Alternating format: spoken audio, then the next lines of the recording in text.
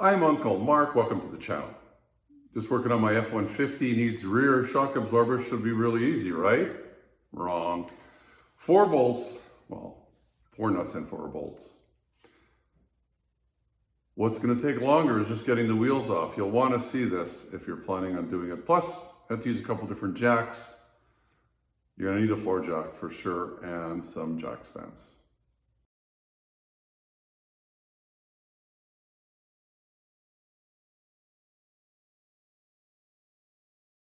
First thing I noticed was this puddle, and I thought it was just water leaking off the vehicle, but in the same spot, and I parked a couple different ways here, and it actually was the shock. It puked all its oil out. There's the bottom of the shock mount there. Yeah, it was riding pretty funny. I don't know, never seen that before. So I'll show you here how it bounces.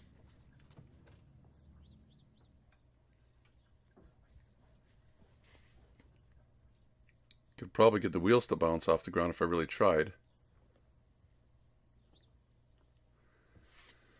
So first thing I have to do is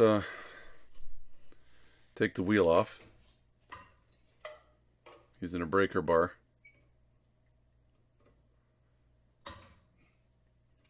That was fairly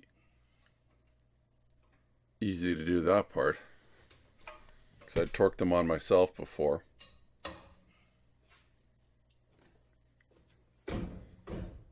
Getting the wheel off was another problem.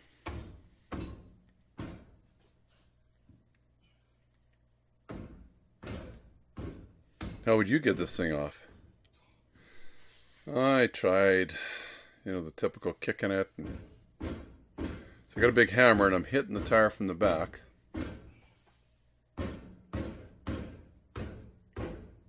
Hit it all over the place. Yes, all the lug nuts are off. So let's sped this up a little bit. Tried hitting the tire, then I figured I'm gonna hit the rim with a block of wood and the hammer, because I don't want to, it's an aluminum rim, you don't want to damage it. Easier said than done.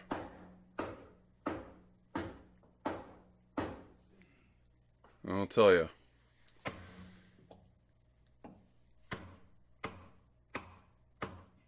Imagine if you're on the side of the road with a flat tire, you'd never get this off.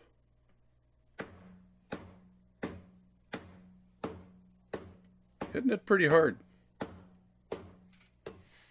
Yeah, whacking it pretty hard, and of course moving it around, so we're trying little by little.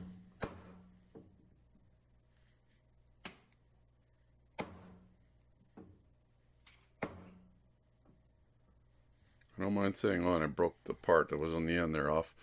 I'm getting tired.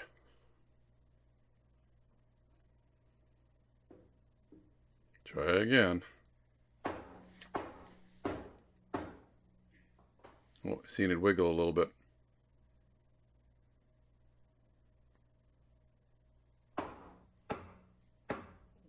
There, finally.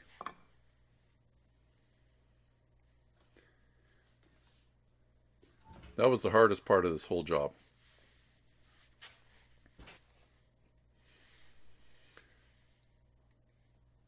There's the bolts and nuts. There's a bolt with a nut on the end of it. You can see how that's wet.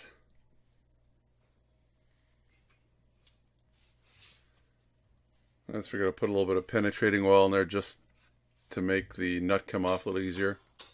Nut on the back's an 18 millimeter. The front one, the bolt, is a 15 millimeter. Whacked them a few times with a hammer just to get them going. Other people's results may vary. It came off okay though. Like I say, this is the easy part.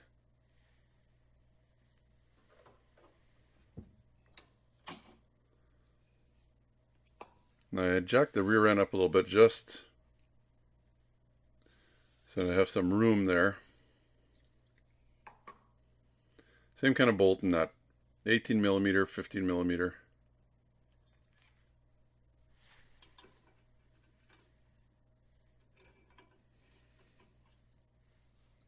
Give it a couple of taps just to get it going.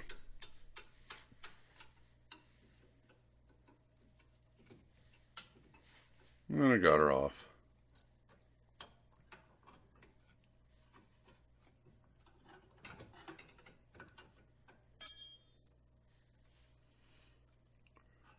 This should have been the easy part. And the shock came out.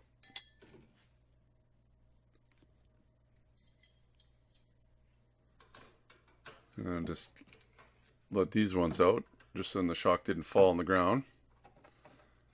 So I left the top one in first. There it goes. Ba-dink.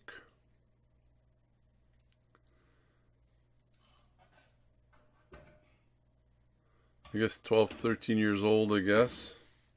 I only have, I don't know, 48,000 kilometers. What's that in miles? This new one's pretty long. So I guess the gas is holding it out and I couldn't push it back in. So it's like, how am I going to do this? So I figured, well, I'll secure the top first. Just put the bolt back in. Put it back in the way it was. They had the nut on the back.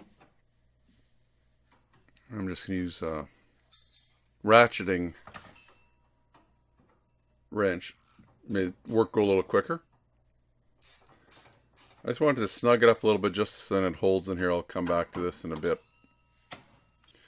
Now the bottom, I've got two jacks going here. I got one holding the frame and then I had one holding the differential. So it's like, well, better jack the frame up. So that's the jack you don't see. And then I figured I'll drop this side down and hopefully I can get it all to meet up with the shock. I'm glad I had two jacks because this was not that easy to line up.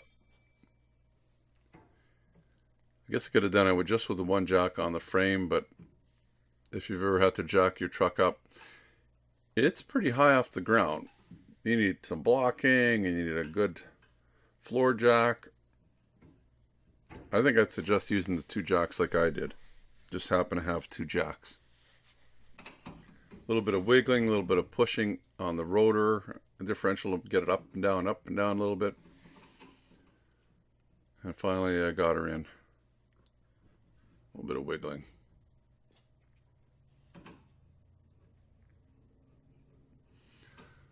Get the nut, put it on there. Tighten it up.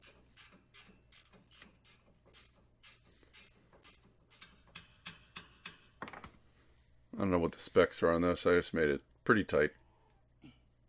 Didn't make it overly tight. I'm just lightly tapping on it. I'll go back to the top. Tighten those up because remember they were still kind of loose a little bit.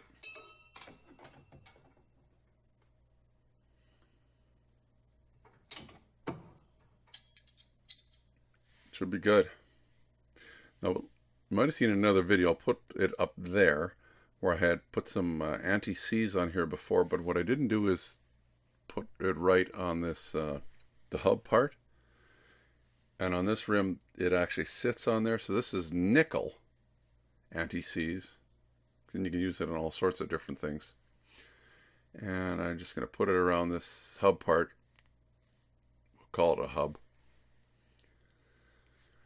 And then smear it with my finger. And hopefully, I tried turning this like, oh, it's not going to turn very easily. Would have been easier if a guy could have just spun it. Smeared on there. Like I say, it's already on the face of this rotor. I've put some of this on it before, but that's not where it was stuck. It was stuck on this spot here. So hopefully next time, it's probably going to still be a little tough to get off, but hopefully it doesn't take me 15 minutes a wheel.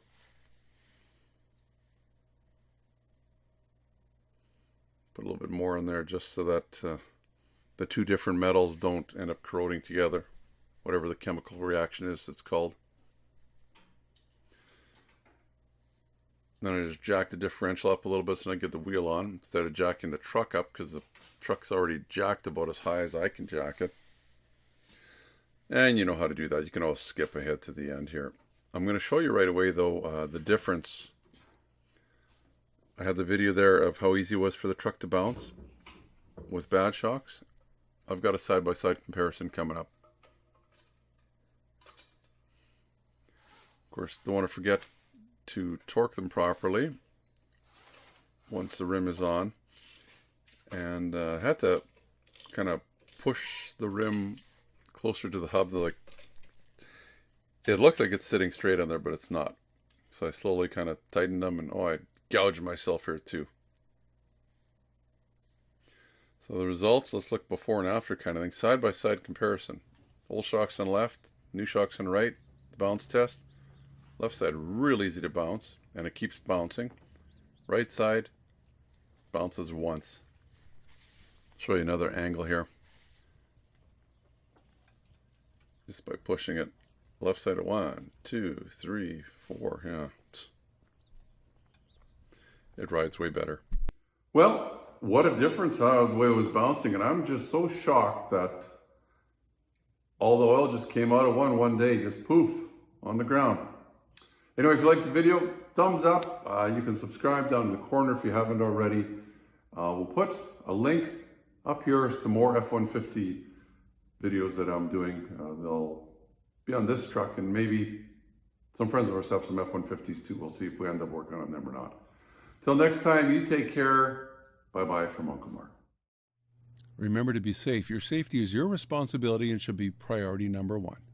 Also, give me the thumbs up if you like the video. Plus, please subscribe and you'll get all the notifications. It's easy. The little dog will show you how. Ring the bell. Ring the bell.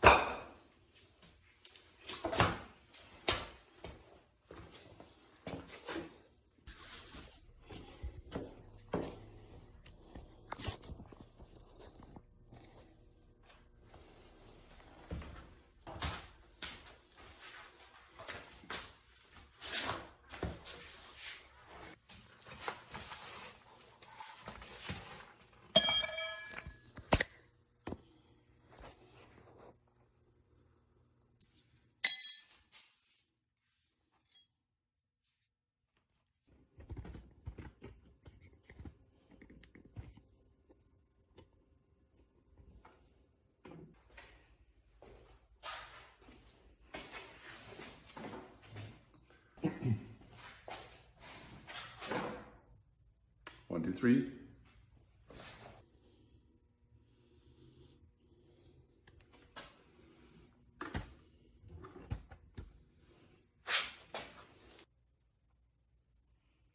Well, what a difference how the way it was bouncing. And I'm just so shocked that all the oil just came out of one day, just poof, on the ground.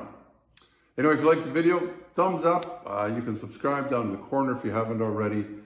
We'll put a link up here to more F150 videos that I'm doing. They'll be on this truck, and maybe some friends of ours have some F150s too. We'll see if we end up working on them or not.